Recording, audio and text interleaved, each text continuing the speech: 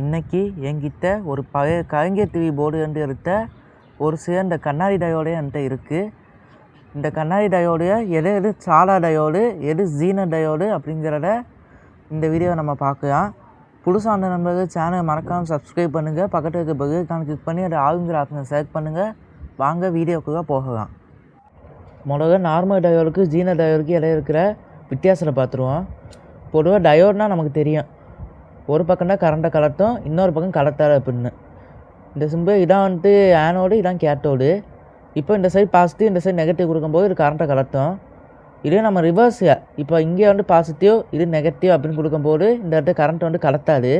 அதான் டயோடோட பொதுவான பண்பு. அது மாதிரி ஃபார்வேர்டு போகும்போதும் ஒரு சில குறிப்பிட்ட வோல்டேஜ் ட்ராப் பண்ணோம். ஒரு எக்ஸாம்பிளுக்கு 0.5 வோல்ட்லேருந்து 1 வோல்ட் வரைக்குமே ட்ராப் பண்ணோம்.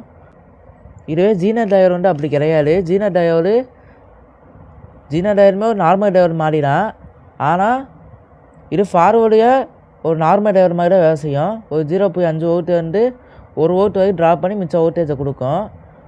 ஆனால் ரிவர்ஸையாக நார்மல் டயோடு வந்து ரிவர்ஸை கடத்தாலும் ஜீனர் டயோடு ரிவர்ஸையும் கடத்தும்.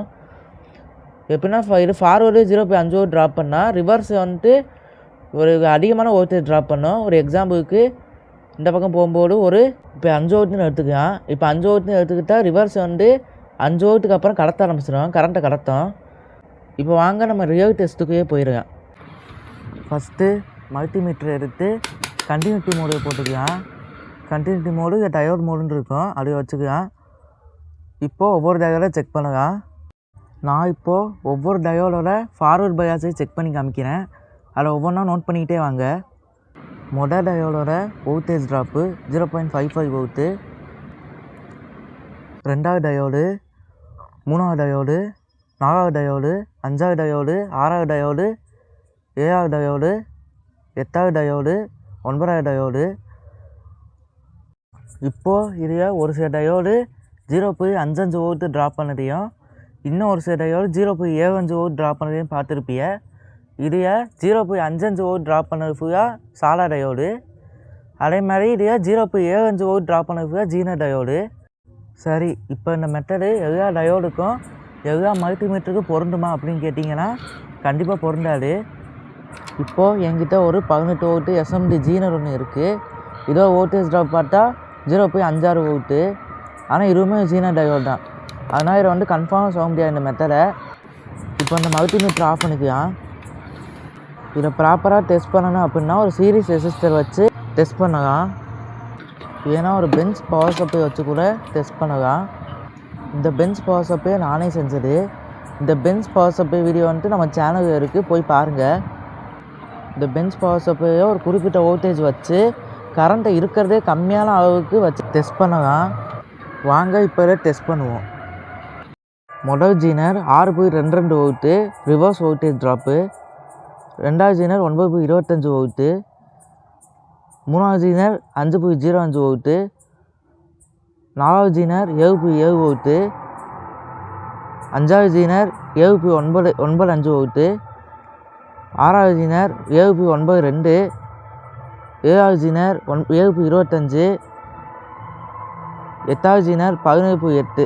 இதான் அந்த எஸ்எம்டி ஜீனர். இதுதான் எனக்கு கிடைச்ச டெஸ்ட்டு ரிசல்ட்டு. இது என்ன இருக்குன்னா மார்க்கிங்கு, அதோட ரேட்டிங்கு, அதோட ஃபார்வர்டு எவ்வளோ ட்ராப் பண்ணுது, ரிவர்ஸ் எவ்வளோ ட்ராப் பண்ணுன்னு.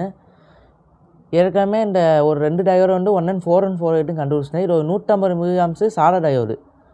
அதாவது நம்ம ஐஎன் 4007 இருக்கா, அது வந்து 1 ஆம்ஸ் டயோடு. ஆனால் இது வந்து 150 மில்லிஆம்ஸ் டயோடு. இதோட ஃபார்வர்ட் ட்ராப் வந்து 0.5 வோல்ட்டுக்கிட்டே இருந்துச்சு. ரிவர்ஸ் வந்து சொல்ல முடியாது, ஏன்னா இது வந்து நார்மல் டயோடு தான். இன்னொரு டயோடு மார்க்கிங் C5V1 ஒன்று இருந்துச்சு. அது வந்து 5.1 ஜீனர் டயோடு. அது வந்து அதோட ஃபார்வர்ட் ட்ராப் பண்ணி 0.75 வோல்ட்டு மல்டிமீட்டர் டெஸ்ட் பண்ணது.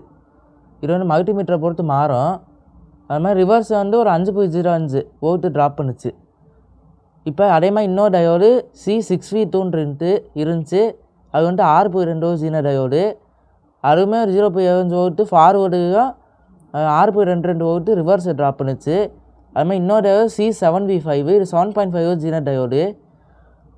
இது வந்துட்டு ஒரு 0.75 வோல்ட்டு ஃபார்வர்டையும் 7.7 வோல்ட்டு ரிவர்ஸையும் ட்ராப் பண்ணுச்சு.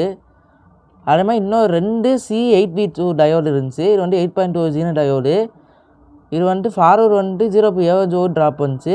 ரிவர்ஸ் வந்துட்டு 7.92 வோல்ட் ட்ராப் பண்ணுச்சு. இன்னொன்று 7.95 வோல்ட் ட்ராப் பண்ணுச்சு. இன்னொன்று ஆனால் ரெண்டுமே கிட்டத்தட்ட ஒன்று தான். அப்புறம் இன்னொன்று இருந்துச்சு 9V1 ஒரு ஜீனா டயோடு இருந்துச்சு. இது வந்து 9.1 ஒரு ஜீனா டயோடு. இது வந்துட்டு ஃபார்வர்டு வந்து அதே 0.75 வோல்ட்டுக்கிட்ட ட்ராப் பண்ணுச்சு. ரிவர்ஸ் வந்து 9.25. அப்புறம் இன்னொரு டயோடு மார்க்கிங்கே அது வந்து மார்க்கிங் இருந்துருக்கு, ஆனால் அழிஞ்சு போச்சு. அந்த டயோடு வந்து ரீட் பண்ண வரைக்கும் இது ஃபார்வர்டு 0.75 ட்ராப் பண்ணுச்சு. ரிவர்ஸ் வந்து 7.25 வோல்ட் ட்ராப் பண்ணுச்சு. அதனால் ஒரு 7.2 வோல்ட் ஜீனா டயோடு இருக்காமல் நான் கண்டுபிடிச்சிருக்கேன். ஆனால் இது என்ன டயோடு அப்படிங்கிறது தெரியல. அப்போ இன்னொன்று நம்ம கடைசியாக பார்த்தது எஸ்எம்டி டயோடு. அது வந்து ஜெம்மு 2217ன்னு போட்டிருக்கு. அது வந்து 18 ஜீனா டயோடு. அது ஃபார்வர்டு வந்து 0.55 இந்த நார்மல் டயோடு மாதிரியே தான் இருந்துச்சு. ஆனால் ரிவர்ஸ் வந்து 17.8 வோல்ட்டு. இப்போ உங்களுக்கு டவுட் வரும், இந்த வோல்டேஜ் இது 5.1னா இது 5.1 தான் ட்ராப் பண்ணணும், அது மாதிரி இப்போ 7.5னா இதே 7.7 ட்ராப் பண்ணுச்சு அப்படிங்கிற டவுட் இருக்கும். ஏன்னா காரணம் ஜீனர் வந்து ஒவ்வொரு கரண்ட்டுக்கு வந்துட்டு அதுக்கு ஏற்ற மாதிரி வேலை செய்யும். கம்மியான கரண்ட்டுக்கு கம்மியான வோல்டேஜை ட்ராப் பண்ணும், அதிகமான கரண்ட்டு அதிகமான வோல்டேஜை ட்ராப் பண்ணும். அதனால இந்த வேறுபாடே வந்திருக்கு. இப்போ மொத்தத்தையும் நம்மக்கிட்ட ஒரு 10 டயோடு இருந்துச்சு. அது 2 நார்மல் டயோடு கண்டுபிடிச்சாச்சு, 8 ஜீனா டயோடு. இதை சேர்க்காம மொத்தம் 7 ஜீனா டயோடு, 2 நார்மல் டயோடு. அதான் இப்போ கண்டுபிடிச்சிருக்கோம். இந்த வீடியோ உங்களுக்கு உண்மையாக பிடிச்சிருக்குன்னு நம்புகிறேன். உண்மையாக பிடிச்சிருந்தா நம்ம சேனலை மறக்காமல் சப்ஸ்கிரைப் பண்ணி பக்கத்தில் இருக்க பெல்லைக்கான கிளிக் பண்ணி ஆளுங்கிற ஆப்ஷனை செலக்ட் பண்ணிடுங்க. அப்புறம் நம்ம போடக்கூடிய வீடியோஸையும் அடுத்த நோட்டிஃபிகேஷன் வரும். நன்றி, வணக்கம்.